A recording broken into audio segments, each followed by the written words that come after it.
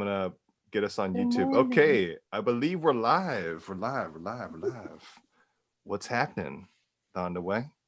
How are you? Grand risings, everyone. Yeah. I'm fine. I'm well. The sun is shining. It's pretty chilly out there, but I'm glad that God has blessed me with some sunshine today. Oh yeah, man. I love Yeah. it. I love when I go on my morning run and I'm just like, the sun's like right in front of you. You're just soaking in, getting the vitamin D. Yeah. Right. Yes. I got Tim over here too. He's an alumni. He's like an Hello, hello. OG alumni. Yeah. All Oh, right. gee. OG alumni. Tim, you want to It's introduce great to yourself? meet you. Hi. Yeah, I was in high school when I first met Derek, which was back in like I want to say 2013, 2014. And yeah, after that I basically like wanted to learn a lot more about our like San Leandro, our city. He was very involved during that time with like our local government. And so I really wanted to like kind of get involved, learn about like business and just like kind of help out our community in a different way and learn more by just doing more projects. So it was like the beginning of like a project-based learning experience for me. And ever since then, like everything's just kind of like taken off from there. So I was able to see all of like the very like beginning projects that Derek was working on, helped him out with like a bus. Um, which was doing like advanced manufacturing systems on a bus that was like being taken around to different schools. So like more students were able to learn about advanced manufacturing like techniques. Yeah. That was called Fleet EDU, and then that then evolved into Pilot City, which then took even more wings. And I'm just super impressed with how everything's been and been able to like participate in like different parts of the process. And Wow. you've been, you've kind of went through your little journey, but now you've landed on food, right? As kind of your I center of focus and your Yeah, interests. 100%. I really was excited about this event today because I saw that there was a food related project that was being asked of Pilot City, and you know, I wanted to like tune in because I my career took from learning first about like 3D printing and the advanced manufacturing side and being super interested in business, and then taking a completely like 180 and just saying like, wait, hold on, I love food, I love the restaurant industry, and I love bringing people together through food. Yeah. And so I think a lot of that community and like hospitality aspect of it is what I've learned from like all the other experiences. And so I dove deep and put all my eggs into one basket, and I'm working with like a ramen shop now. My dream is to like to open up my own ramen shop one day. Sometimes I'll even like cook on like live streams with like Twitch.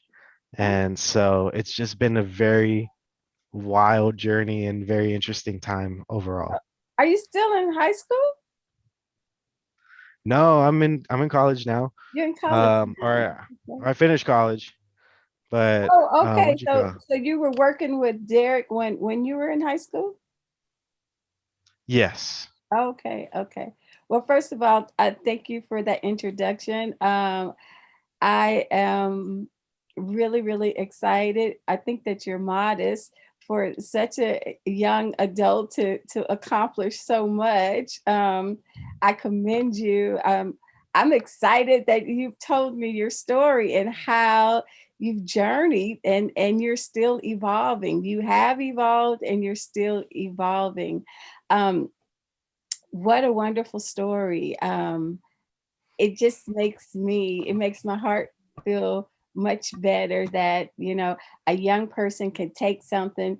Derek, you're changing lives, Derek. A young person could take something and and focus on that, but then evolve to other things and then to just now you're focusing on your passion. So you were doing projects and I'm sure they fed you. They were all right, because you could see where you started and then what you have accomplished. But now you have taken the time to hone in on your focus, on your passion, and now look what you're doing, and now you're even talking about opening up a restaurant. So that's Mhm. wonderful.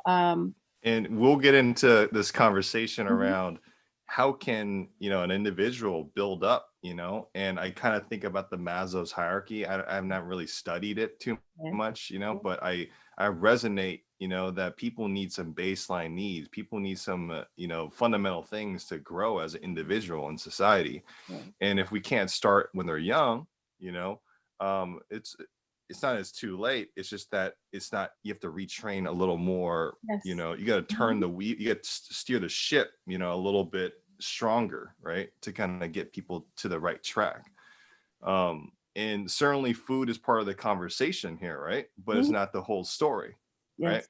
So Thando, I'd like to ask you, how'd you get to where you are right now? Take us back, and That, not to oh, not to throw any kind of numbers around, but tell us about when you were, back in, like, we got predominantly a high school audience, yes. predominantly kind of a mostly high school, but we have middle schoolers and some college students. So take Okay. us back, like, how did you get here?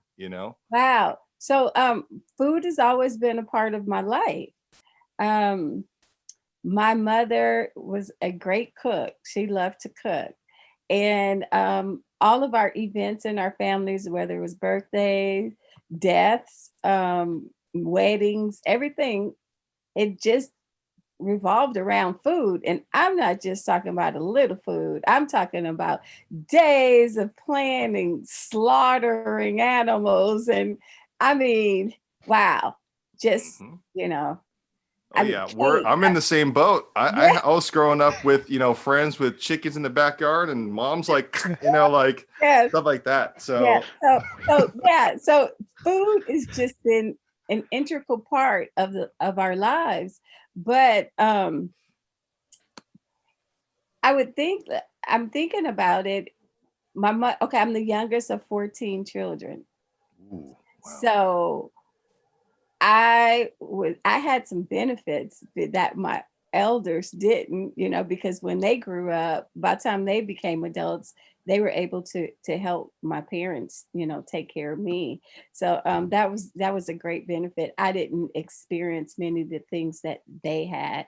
My father used to go hunting, fishing, and everything like that. So I was born in Lafayette, Louisiana, and Mm, I I think at 6 we moved to Houston, Texas. At 9 I moved here to East mm, Palo Alto, California.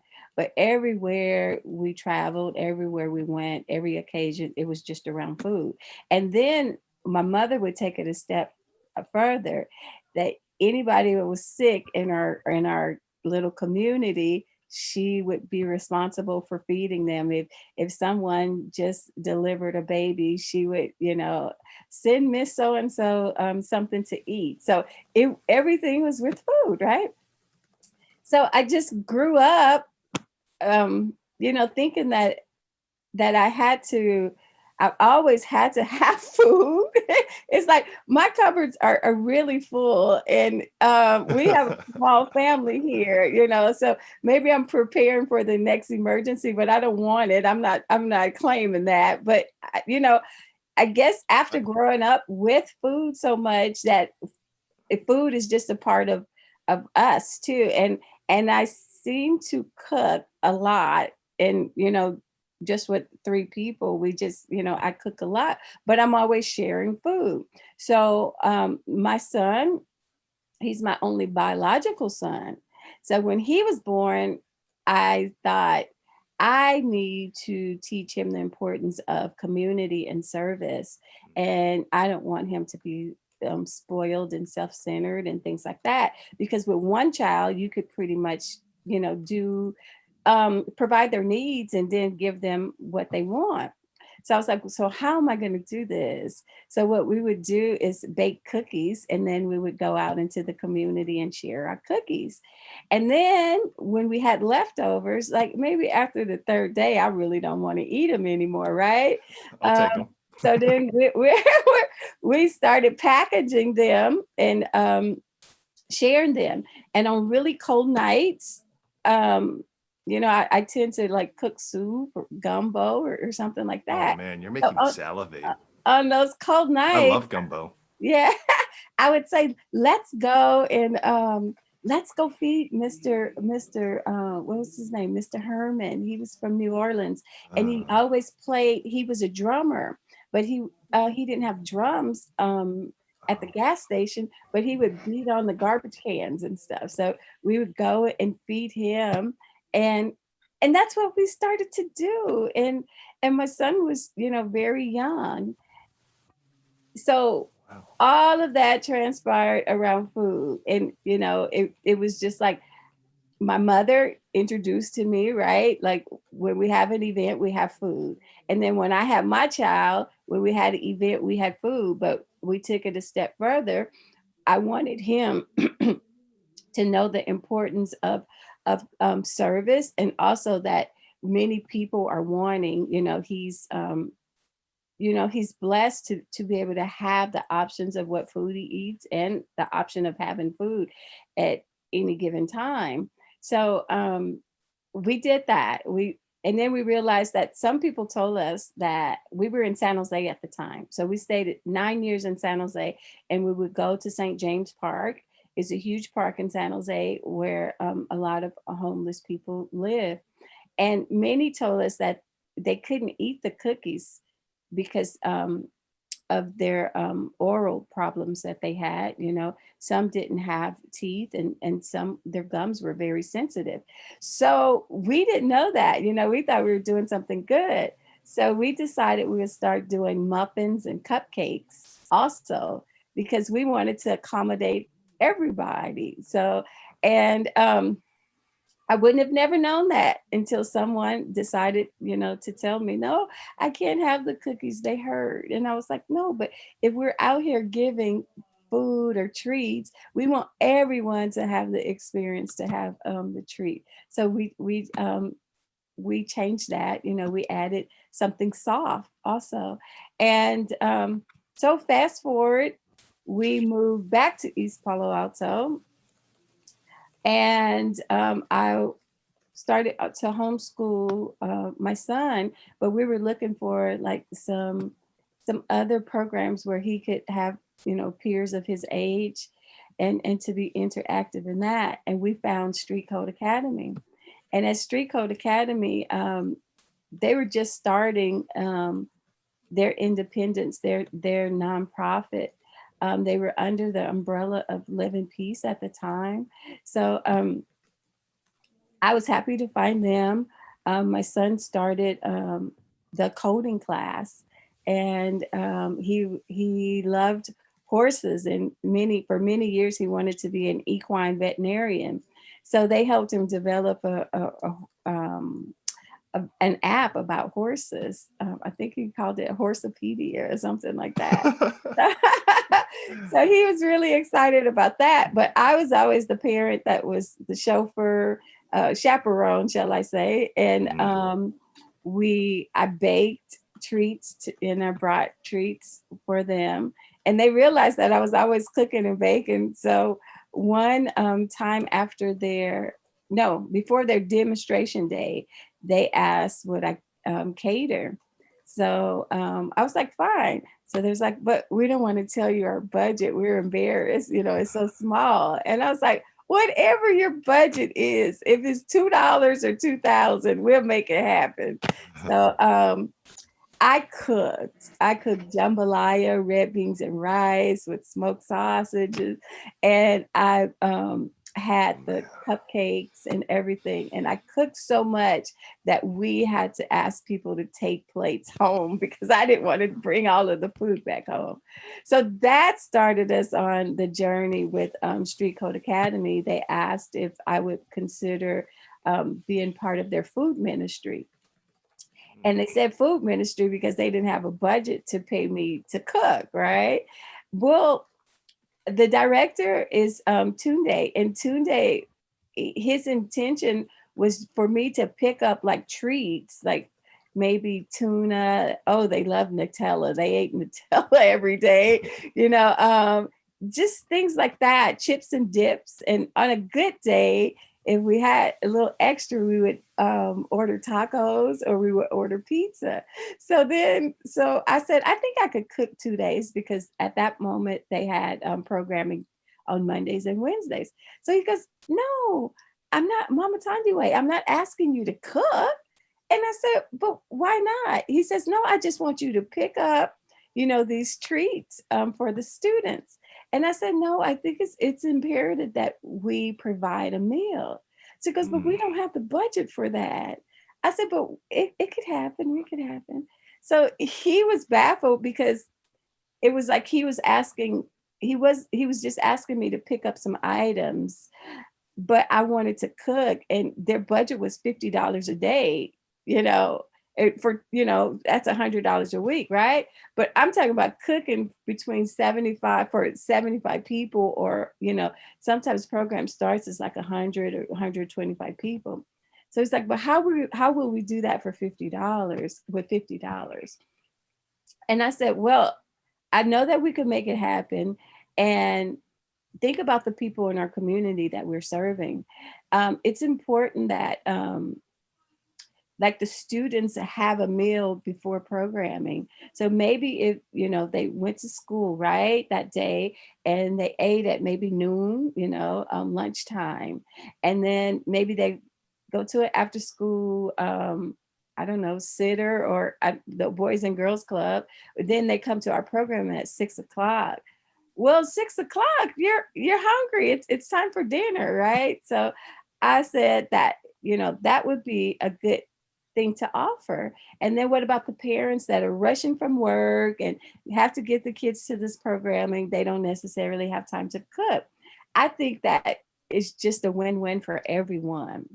But he was worried about how was $50 going to feed maybe 125 people. So what I did was the $50, I basically allocated it for cutlery and paper goods and things like that. And what I did was I went to food banks, and EHP here in East Palo Alto helped us by donating food. So the preparation took the whole week. So even though it was just 2 days of actually providing food, but I would have to go to churches and food banks and things like that to get the food, and then plan my menu around the food. And then on the day of programming, transport the food. And I had a little PT Cruiser. So sometimes it would take 3 trips because we didn't have access to a kitchen. So I brought hot plates and huge gallons of water and everything so that, we could have everything that we want. But it turned out to be like this huge feast. And then what happened was when people realized that we were offering food, like parents thought that programming was only for the students. So they would drop the kids off and then they would look and notice that, there's lots of food here and smell the food. So I'm like, come sit down, have some dinner before you leave. And then I was like, yeah, it's for everyone. Come and sit down. So in talking, they realized that the program is not only for students, they could actually learn coding or web development or design. So then we start getting more adults in the street code program. And then we start getting more families because there was an opportunity to sit down and have dinner. So again, food is this thing where it brings everybody together. And then what Hmm. the great thing about that was that it not only did it bring everybody together, it brought families together of different generations that started to think about, well, it's not only my kid that can learn this technology, I can too. We had someone Wow. in her 80s developing a website, and we had one young lady. She worked at the post office for many years. English was her second language. She came and she took the computer like literacy program, um, and she learned how to use the email.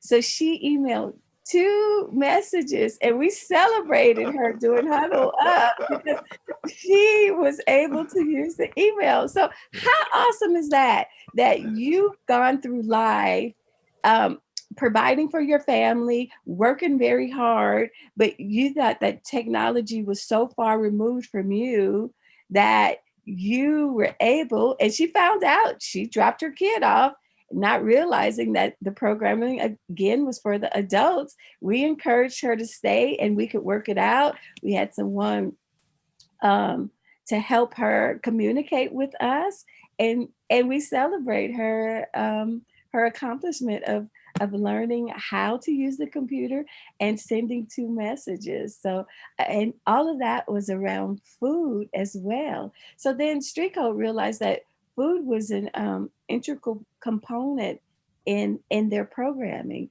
and it's like, how could we have programming without food? We see how it brings everyone together and how it's important that you know, if you're hungry you can't focus, you don't concentrate very well. And in this country we don't see malnutrition and things like that, and it's embarrassing to tell someone that you're hungry, you know. Nobody wants to say, can you give me a meal? But if the meal is there and everybody's eating, you know, that stigma isn't on you. And I've had many people come to me and thank me that that was their only meal of the day. Some people heard about Street Code and what they're doing, and they're interested in the programming, and they happen to be um, I wouldn't, just transient, like they're going through a transition, living in their car, they're not on the street, um, you know, finding ways to take care of their hygiene and everything. There's no look of homelessness, you know.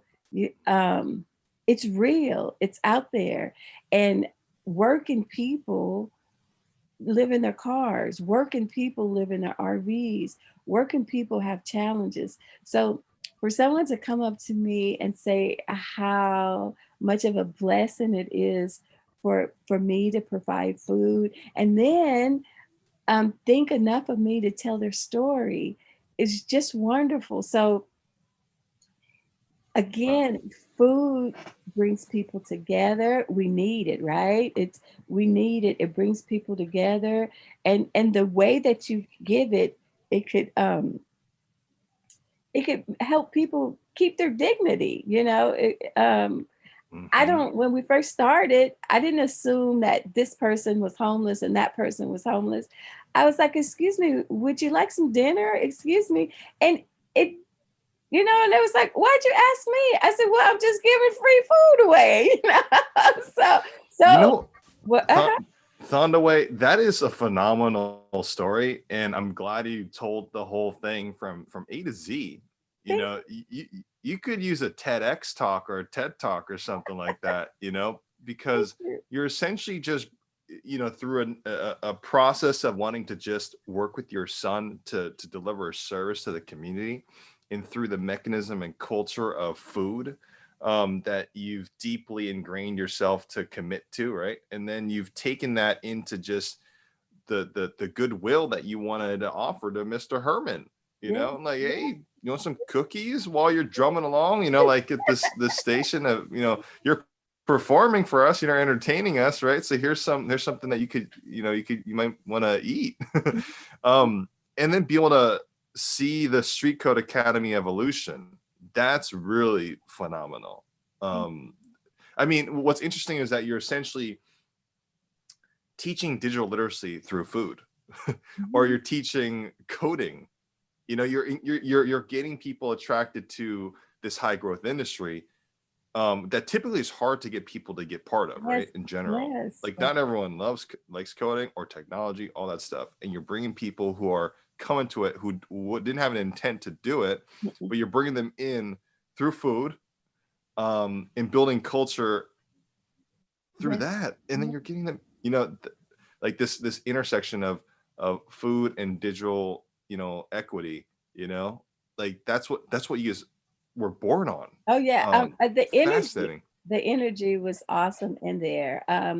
And like I said, just come visit. If you come visit, you understand. Like I can't even begin to explain to you the energy that was in that building.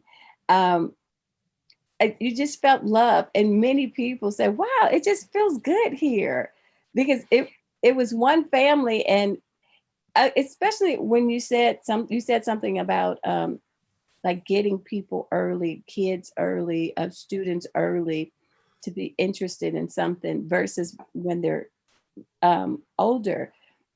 Well, when you're older, you think about, I'm not good at this. There's a little apprehension, but when the adults came and they felt the energy in this place, then there was no more, I don't think I could do it. It was like, yes, you could do it. We can show you how you could do it. So there was a support system like no other. And there was encouragement like no other. I mean, who celebrates sending 2 email messages? We celebrated, because that was Uh-huh. a great accomplishment, So she thought that she couldn't do anything. And when she did that, and how the whole, we have huddle up before programming, and everybody just wrapped their arms around her because she was able to send 2 email messages. So let me ask you a question here. So what kind of new thoughts do you have on the strategy of Onyxx Village Connection around the space of how food brings families together, right? Mhm. But also how food can help alleviate family members to have that base, right? So they can actually reach their higher purpose, Mhm. like, and build to actually, entertain ideas like, advancements of their economic mobility of using technology, for example, right? Like, how have you thought about that progression of what you guys do as a service, through that dichotomy? Because I mean, you're still going, and we'll get into, I'd like to get into the story, you guys kind of doing what you're doing right now, where you're getting food still and donating and all that stuff, but that particularly the food and digital literacy piece, like, Um, any well, new so I think that so right now with the pandemic, we're not in one space anymore, right? So yes. street code is on Zoom, but the students still, they're able to come and pick up their meals at one particular space.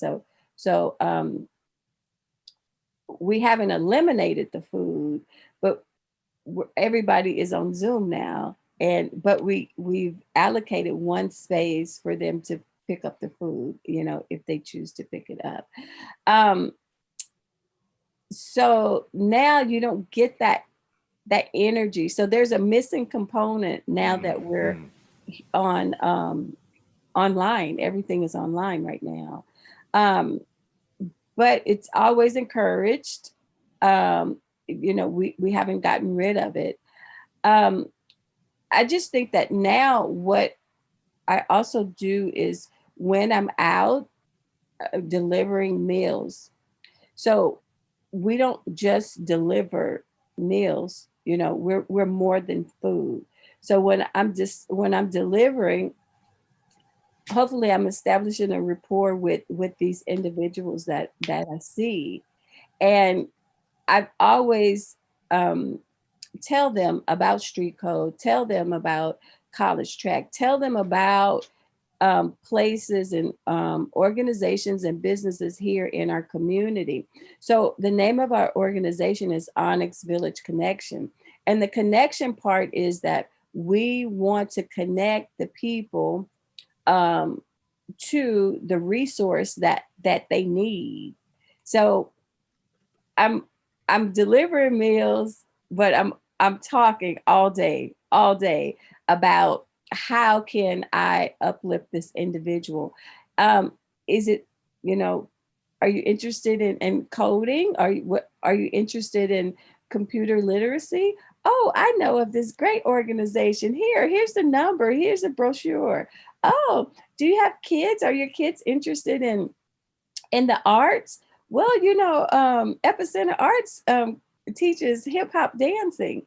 So I'm still connecting, not in the way that I did when we had a physical space, but I'm still making the connections to improve the quality of life of the individuals that I meet every day. Yeah, that's phenomenal. I'd like to go deeper into this because offline, because I think there's something really there Okay. with that that might be missing, right? That I think has huge opportunities. And but doing this project together actually I think will help advance towards what I'm talking about. So I'll go deeper into it. But the gist is I think bringing food to these people who don't typically are connected to society through the wave of technology, right, or the new norm of technology, I think can be an interesting avenue of creating literacy in digital technology through bringing food to them. And Well, we got just one number one component, Derek. Now I'm bringing laptops and Wi-Fi to them as well. okay, So well, you're already on the direction. And so I really do think that there's something really huge about that idea. yes, um I mean, imagine all these folks who are typically digitally illiterate or homeless or are disconnected from society, right? They're hmm typically not well versed in technology, is my assumption. Now I don't know the data, right? I know that homeless people, 70% of them have mobile phones now, right? yes, hmm Because there's government programs for that stuff. hmm And generally people who are in lower populations where they're lower income, right, they typically don't have access to tools and technologies, yes, whether it's at home, whether it's not at home or not having a home. And they need skill set building, right?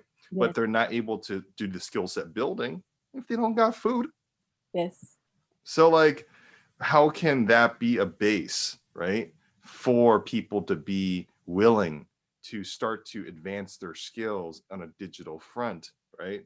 So hmm that they can evolve to become well resourced, well nutritioned, and are able to say, let's get the code, let's get this email, let's get we this, want them. like We let's want them employed. We want them employed, and then we want them yeah. sheltered. We want them to have their own place, and that's the avenue. What you're speaking Oh of, man. you Oh know, man. that will it evolves from food to um, self-sufficiency. Yeah, I gotta connect you to Tech Exchange. Um, so Tech Exchange is a organization based in Oakland, and they've distributed tens of thousands of computers that they've gotten donated from Yes. people, Mhm. corporations like Gap or corporate companies, and they refurbish it, reflash it, and all that stuff. And then they have a big warehouse, and they give computers out for free for people who Mhm. qualify, and have people, and then they sell it for really cheap too, and But they yeah, reflash Chromebooks and all that Street stuff. Code has been doing that. Street Code has partnered with many organizations here, and Okay, they yeah, have been doing that. And I've been talking to an investor that is interested in doing more of what we're talking about, yeah, putting laptops and computers in the households of every family and love it, Bell Haven, you know. So love yeah, it, love it. um, because Um, of the pandemic, it seems like we have been able to offer that to people here in East Palo Alto, and now we're extending it. So even if you're living in your tent right now or your car, you have access to technology. Now you could have a laptop, and we have some Wi-Fi's that we've offered. The library is also partnering with Street Code to offer they had Wi-Fi's, you know, prior to the pandemic. So they were just sitting up. So now they're offering those to the community as well. Um, we don't have as many Wi-Fi's as we do as the laptops. So yep. of course, whatever avenues or organizations that you know of that can help me get them out to the hands of the people that I serve will be most appreciated. Well, I do think that there's a value in having street code get some informal advice from Tech Exchange, because at this point Tech Exchange has a model, right? They have a Mhm. model and they've had success, and they're also Jack Dorsey with Twitter just funded Tech Exchange $10 million to Yeah. connect all of Oakland, right? So Okay. all the it's called Oakland Undivided. It's a mayoral campaign, and so Jack Dorsey funded 10 million to Yeah. connect all of Oakland families, right, Okay. to computer and also internet. And so there's something in Tech Exchange is doing the work because they know how to do it, right? Yes. And so there's something that I think Strico can get from talking to Tech Exchange, and I know them well for the most part. And Okay. so I think there's something that they can learn from it, so that East Palo Alto can be headed up by Street Code to get, the tech companies Yeah. locally to donate, and then connect See that all of East Palo connection Alto. part? I Yeah. told you that that connection part is very important in what we do, and I take that seriously because if I could, I would rescue the whole world, and I would do meet all of the needs, but of the individuals. But I know that I can't specifically. I can't, but I can make the connections. So let's talk. Let's talk about designing and prototyping a mobile app for Onyxx Village Connection to source leftovers food from donors to provide hot meals and prepackaged foods for residents in need. Okay, so how about our project together? Okay, so Mhm. let's get into this. Okay. Now let me jump that gap for you though, real quick. So right now you have this kind of Maslow hierarchy kind of evolution system that you're looking to um, bring people so that they're well nourished, and well, well nourished to Mhm. build a function, right? And so food is where you've started, and then you're growing towards this kind of chain to start offering new services, Mhm. new resources, and so forth. And so, but what it sounds like you still need is to optimize the systems, Yes. right? Yes. That of what you do, right? Mhm. Yes. As a base, right? Which is Mhm. food. It still Yes. seems to be food, It right? is. Food is the base. Yes. Okay, it still seems to be food. That's great. And you're looking to optimize that system. So you're Mhm. asking students to essentially develop an application to start essentially building capacity and scalability, right? To be Yes. able to have people that you work with that donate food, right? Mhm. Yes. To be able to add the quantities, what you got, take a picture, Yes. what is it, you got to have all the data, right, on what it Yes. is, so you Mhm. can go effectively pick up at the right time that they want, that they're available. You're Yes. then bringing that in, you're categorizing it, you're getting it ready, you're getting the plating, you're getting all the stuff, you're putting it in boxes, whatever.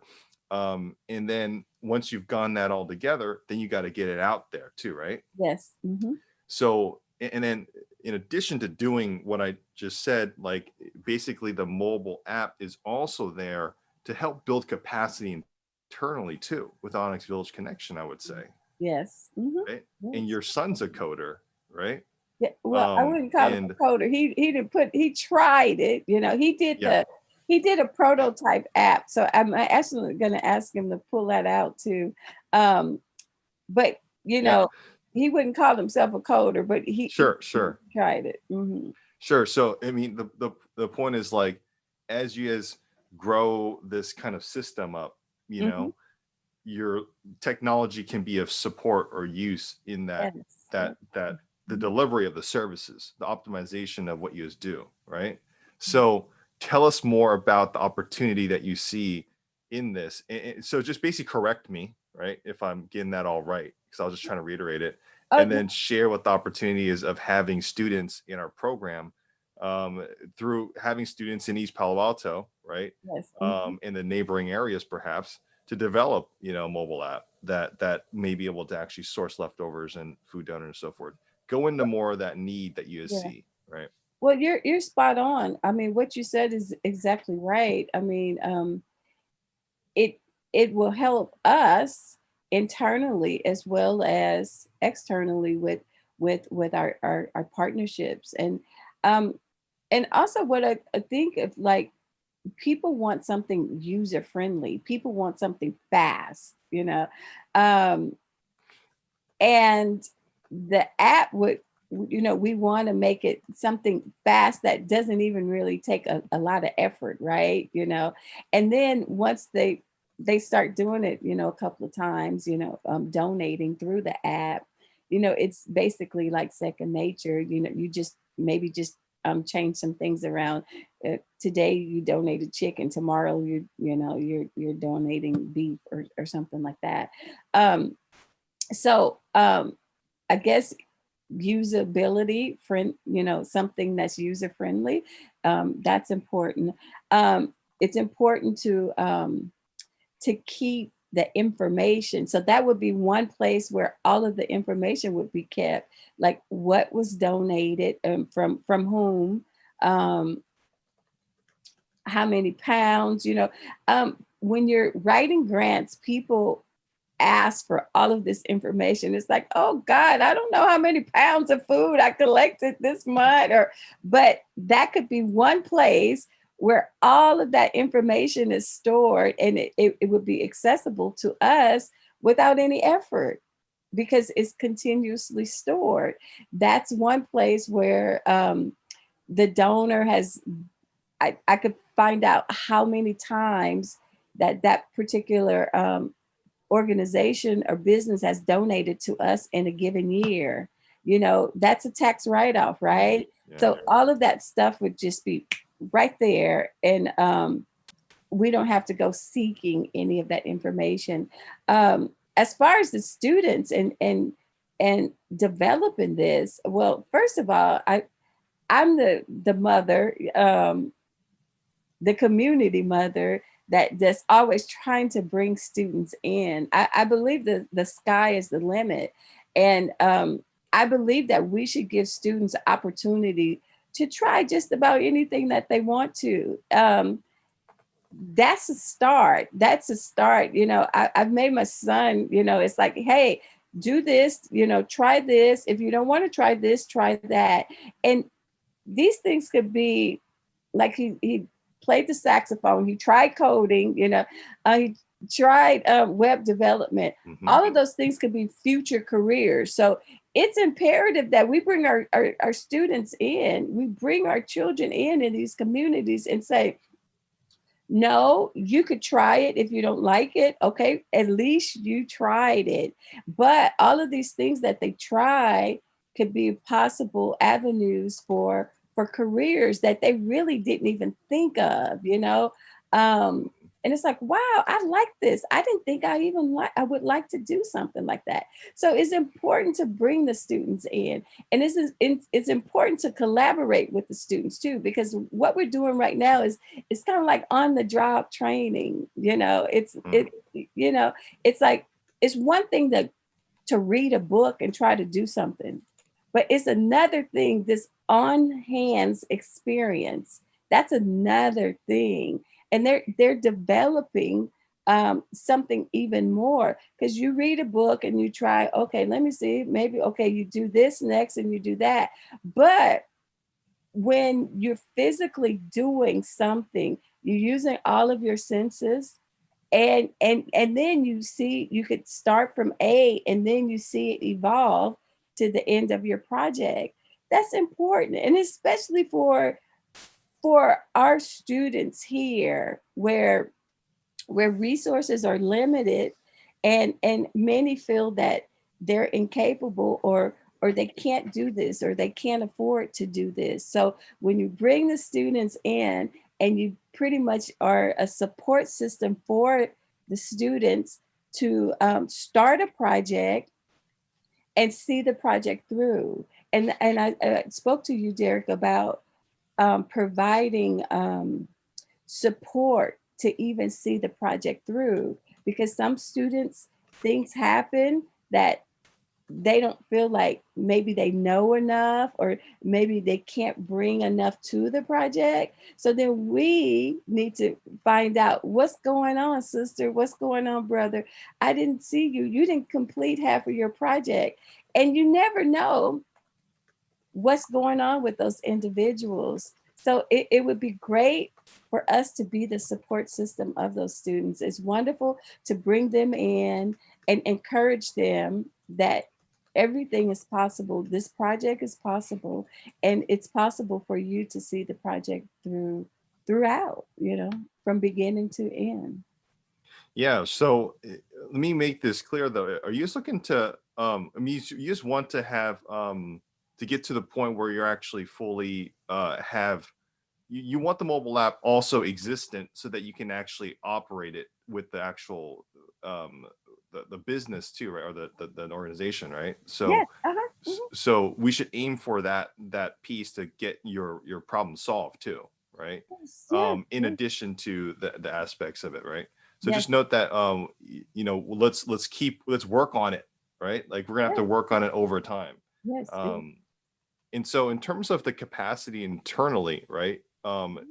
You're not a coder yourself at the No. moment, right? Oh, no, no. So we may I'm have that, to, I'm that person that needs to take that computer literacy class. well, you're the person that's bringing them to the computer literacy class, right? That's how I see it. And so it's the same. It's the same format as this program, right? What we're doing is this program exists so that we can take a stab at getting this mobile app out or this application out that it's sourcing leftovers, right? And Yes, meanwhile, we're bringing students who want to actually learn how to code apps, right, yes, into it. And mhm, maybe there's some students who already know how to code apps, so we're bringing them into it as well. yes, And we're building out this tool, right, that yes, can help amplify the work that you're doing to get more students and more families and more people yes, learning how to code apps, mhm, right? Or learn technology, or learn how to write an email, or learn how to get on the internet and so forth, right? yes, So that seems to be the goal, right? yes. Great. And so you mentioned some specifications, right, on the project already. Like, go deeper into some of the specifications, right? So mobile apps have to, there's and just letting you know, I didn't know how to code myself, a few years ago, and we started coding apps, right? Mhm, So what I'm learning through not knowing how to do that stuff, and then now supposedly knowing how to do that stuff, right? mhm, I can tell you a few things, right? Number one, there needs to be someone internally to actually manage the whole infrastructure, right? There's databases, there's people with languages they need to know, there's bugs, you got to fix the bugs. mhm, You have to deploy it, you have to pay for the costs for actually running the actual mobile application on the database like Firebase or AWS, something like that, right? mhm. So eventually let's build in, let's see where the talent pool is, let's bring them up and have them at, as members of your team, Yeah. right? I mean, essentially Onyxx Village Connection, from what I'm understanding, is you're going to be a technology company soon, right? Okay. That's how I'm imagining it, right? I mean, you are doing what you're doing still, right? Yes, But yes, you're using technology as a tool to be able to amplify your work, right? And you have to build that kind of team to kind of get there, right? So yes. tell us more about the specifications, right, of Of this what? mobile application, and you don't have to know every little detail, right? Just what does the tool have to have, right, for your donors to effectively donate food to you. And then now we'll have to discuss like how the people get the food, right? And that may be more of a manual basis, especially if we're talking about, onboarding homeless folks, right? Or people are experiencing homelessness, right? Mhm, mhm, To be able to actually learn the tools. Like, people don't like downloading apps sometimes, right? mhm. So like, how can this tool be used through an SMS system, like a text system, or maybe it's a phone call that someone Well, gets, right maybe the now, app, yeah. you know, Right now, they on our website, there's a form. They could go to our website and fill out a form, and it emails directly to us, and we find out the donors what or yeah, the people getting the food. the The donors. donors, okay. The donors could go to the website Okay. and fill out a form and tell us what they want to donate to us. Um, well, I'm not a tech person, and I'm looking for the specific help, and what does that entail? What what specifically in this app that would help us as an org. I know that first and foremost, like I said earlier, I think something user friendly. You said that many people don't want to download apps. So if they don't want to download apps, they have the option of going to our website and making the donation. I think also the app would, like I just said earlier about it would help us just track, like tracking, I guess you would say the word is tracking all of the things that that encompass what happens as the amount of food, what kind of food, how many times, who's doing it, all of the tracking. That's what I'm Yep. looking at. Yep. And the reason why I asked this is because as I was doing some coding myself with our team, as we learn, it's having the specificity helps a lot, right? So so basically what the coders would want is to look at that form that you have, right, and pull out what data you do collect, and then identify and then add it in as a experience or form or whatever they're building on in the mobile app, right? Okay. But things like the pounds, the organization's name, the liaison, their Yeah. number, what's their preferences in terms of calling them and pickup times, right? What's the address, Yeah. and just getting all the data that you need, so that, and then maybe the app also automatically pings and notifies the deliverers, right, which would be considered as you all, right? You're Yeah. essentially picking Yeah. up and delivering. So maybe it has a notification system to identify a local deliverer, right, or a local pickup person to pick it up, and then that needs to notify that person. That person also needs to be onboarded onto the app, right, to then be able to get a notification, right, Well, that you need. that's the part too, that like, we don't have a team, not yet, a team of people, that volunteers that are on board just to pick up at a drop of a notice. But I think that that's where we're going, where the app could also ping somebody to say that that's a volunteer, and say this is this is available, downtown Palo Alto, Cheesecake Factory, so one of our volunteers, if they are available, they could go right to the Cheesecake Factory. So that would be great to have the app not only notify us, but notify our team of volunteers. Yeah, and that's another question that I would have you embark on as you kind of develop this is, what's the incentive for a volunteer, and what scale do you want to reach it at? Because there's, you can only get so many volunteers to volunteer their gas money, their time to go and pick up and deliver food, right? But if it's only for East Palo Alto and you got a network of volunteers there already, they're really to sustainably kind of do it, then that works, right? And then if you're looking to do this in another city or another county, that's where there'll be some scalability problems too, because you may have to incentivize new volunteers, right? Yeah. So I guess the question is, what aim do you want to hit? What aim do you want to get to in terms of how much this scales, right? Because they'll reflect back the business model around the application and what Onyxx Village Connection is looking to do eventually, right? Well, looking to do eventually. So right now, I want to create a foundation, a really, really firm foundation of what we're doing and how we're doing it. And then I want to multiply that to every city that's in need of food as possible.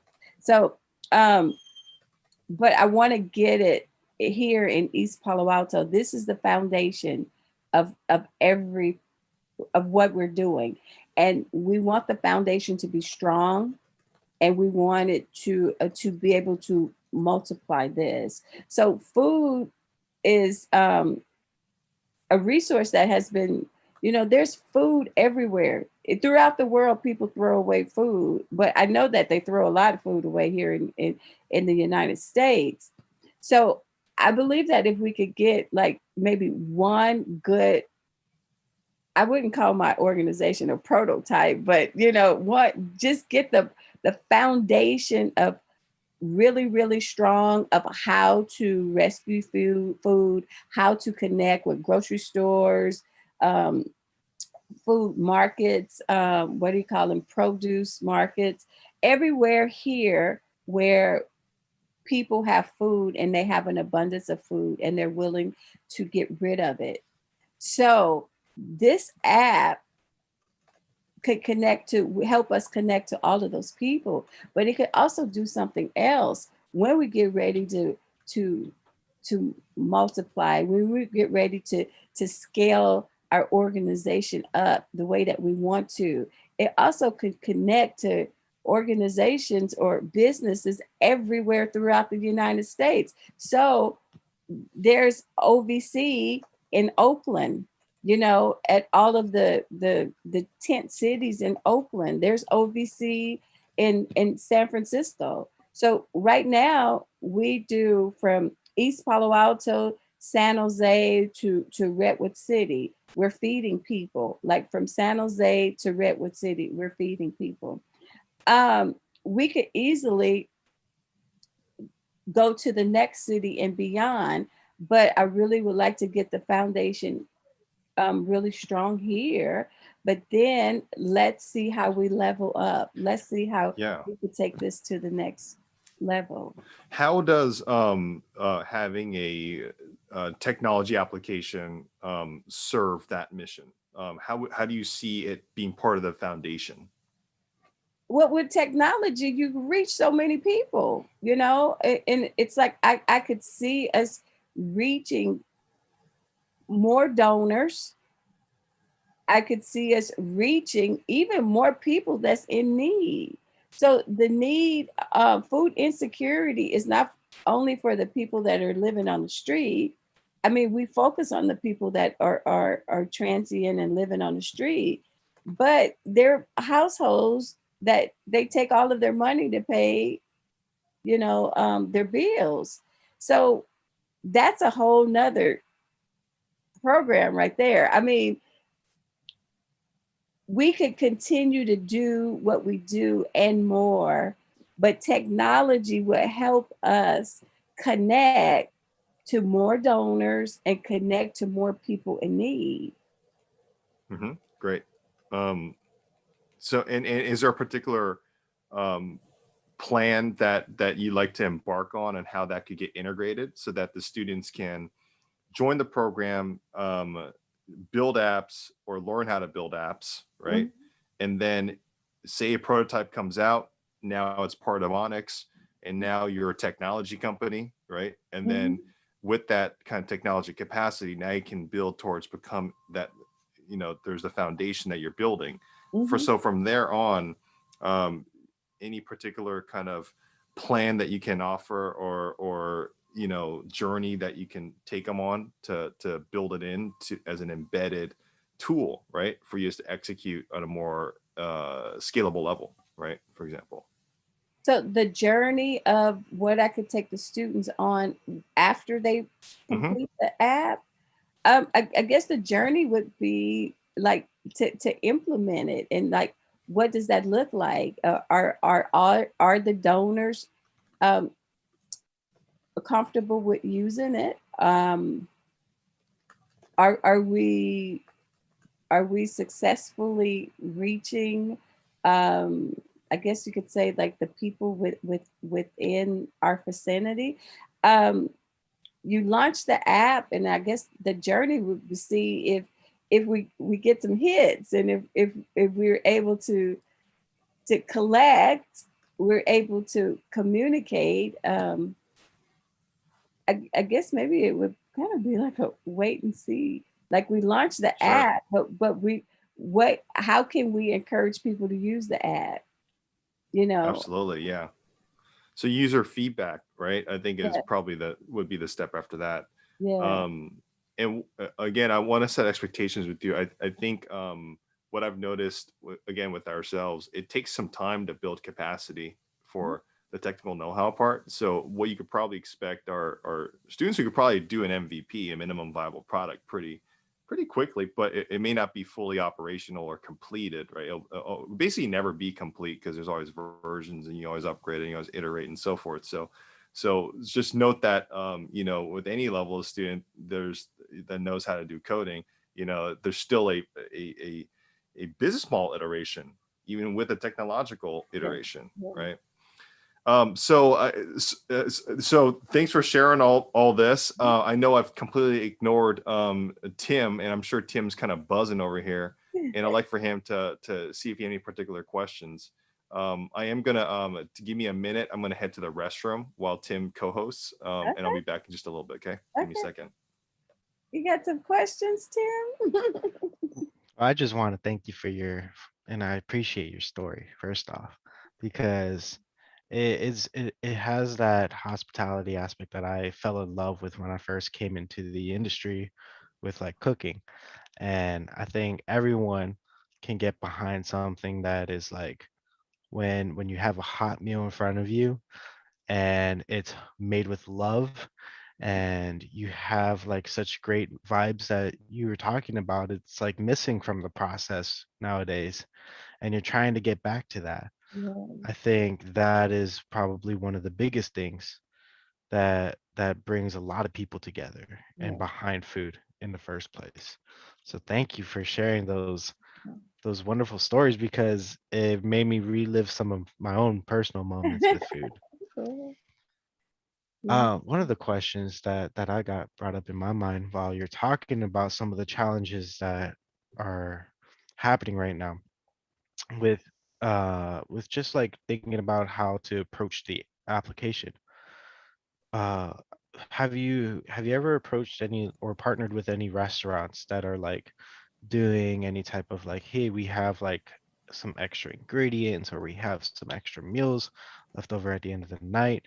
Um, and do they like donate any of those to you guys, or are you approaching any restaurants like that? Oh yeah. Well, so we get food from restaurants. We get like the catering company organ. They have specifically set a date and a Mm, quantity of meals that they donate to us weekly, and that's a blessing, especially in this pandemic. Restaurants are, mm, are having a hard time surviving, but they continue to give us meals once a week, and they give the meals that they're already prepared. So they're in the takeout container, they have the cutlery and the napkins in there. And that is a blessing. Usually when we That's get huge. donated food, we have a tray or a foil tray of food that if yep. we have to warm and we have to put in containers ourselves and add cutlery and then take it out. So Mm, um, yes, we are receiving food from some individuals, some restaurants, some this is a catering company that does that. And then mm. they go a step ahead, that whomever they're catering for, they tell them about us. So Oh, yeah, so if there's an event and there's some leftovers from the event, again, we could even have that. But what they give us is what they actually cook on a weekly basis and give us. So that works out. We've that's gotten beautiful. we've gotten food from grocery stores. Um, we're gonna Facebook has a mobile produce um, van that comes, and I had reached out to them. So there's a lot of people that this is a new year that I plan to reach out to, because if the banana is starting to turn slightly brown, don't throw it in the trash can. Mm-hmm. That makes good banana bread, by the way. So Mm. it's things like that. So it's so we want to bless them with a hot meal first and foremost. But like the school, one of the schools here, they donate the kids meals. So if all of the kids don't eat all of their food, they're cold, look like little mini TV dinners or something like that. So what we do is we Yep. take those and we bag maybe like 6 or 8 of those cold meals. So when we give them a hot meal, we'll give them the mini cold meals as well. So they may have lunch, a hot lunch, but then they could warm the mini meals and have those. So wherever there's food, we want to be, um, and we want to incorporate it. But first and foremost is to deliver a hot meal to someone in need, because a hot meal is like a gift on Christmas. Because they could panhandle and get enough money to buy bread and lunch meat to prepare a cold sandwich, right? They could, you could go to the dollar store and get something to eat. But when I give them a hot meal, the look on their faces, it's like yeah, they receive something good. It feels good, it looks good, it smells good. So that's the blessing, and we want to continue to greet them with the hot meal. But if we have some milk, we have some fruit, we have some dinner rolls, all of those things, they could also utilize and eat those things. But first and foremost, it's a hot meal, and then making all of the connections to the resources here, that will help them, become, totally self-sufficient. You could get some skills here. Somebody's looking for employment here. All of those things. That's what we do. But yeah, we connect to restaurants, food banks, dining halls, what's it called? Grocery stores, produce markets, wherever there's food. And that's what I think that the app would also do to increase the connection, just really increase the connection. So I have a final Thank you. question, and thanks Tim for asking those questions. Sound like it went down a good direction. That's inspired me to kind of ask this question. What's the relationship that you have what's the process of building a relationship with a donor, with a food donor, and how important are certain aspects of it?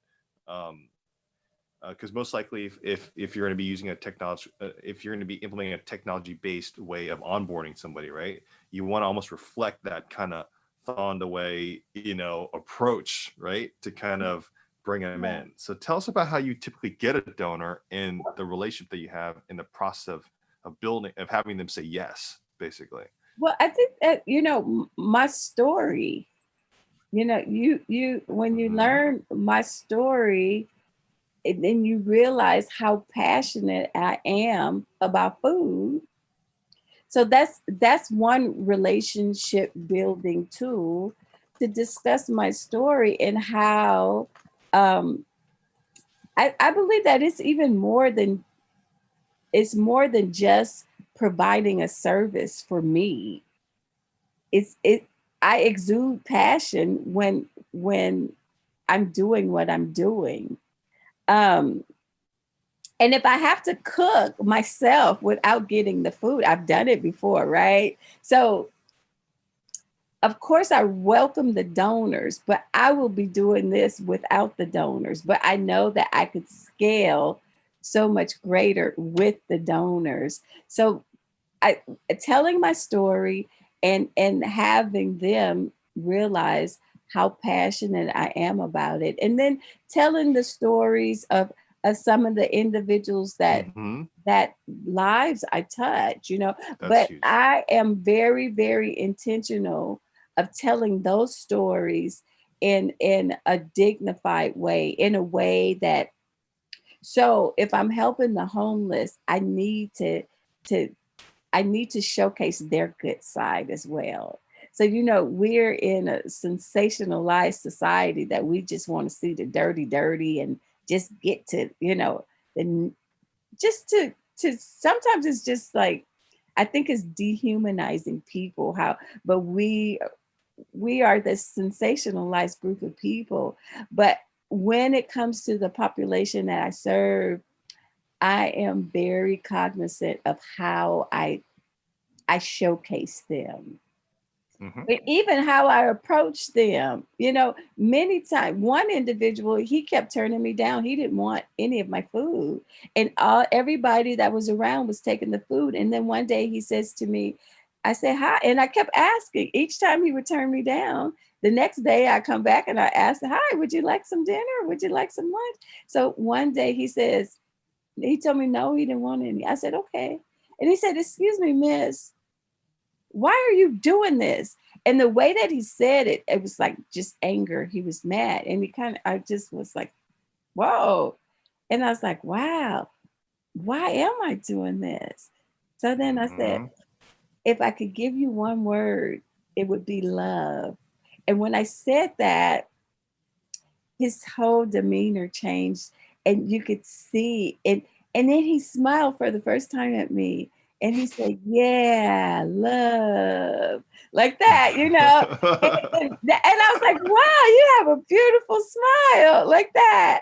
And he became a really good friend of mine and he helped OVC a lot after that. Wow. But when you're on the street and you have many challenges, you don't know this person that's coming to you. You don't know the ulterior motive. So many people come and they have motives, of Mm. why they're doing what they're doing. But this gentleman, he turned me down so many times and I kept asking. And then when he realized that I'm going to keep coming here, maybe he thought, I was a journalist trying to get the dirty or something. And then we're friends now. I love those stories where you have kind of a clash with somebody just because of something, and then you become the best friends. I've had multiple one of those. Have you ever thought about also just getting the people that you serve as part of your team? Like it's a They are. They are. okay, Yes, got it. indeed. Yeah. So he has helped. We did some what do you call those? We did like Thanksgiving events, and he was right there setting up and doing some things with us. He helped me when I needed a pickup from college track to go out into the community. So he volunteered. He picked up the leftover meals at college track and he delivered them in the community. And at that time, he could go on Bay Road. They had rows of vehicles that people were living in, and he would take those and he would deliver them in the community that he was living in. So I have one individual, he comes and he volunteers, with us. So most definitely, yes, indeed. I'm even looking into when I get the budget for employees. I have a team of volunteers that those are the people that I want to employ. Mm-hmm. Th- Those are the I people that I mean, want. that I see that vision coming together very nicely. Yeah, You those are know. the people that I want to employ. So yeah, I have people, and goodness, do they come to me with so much love.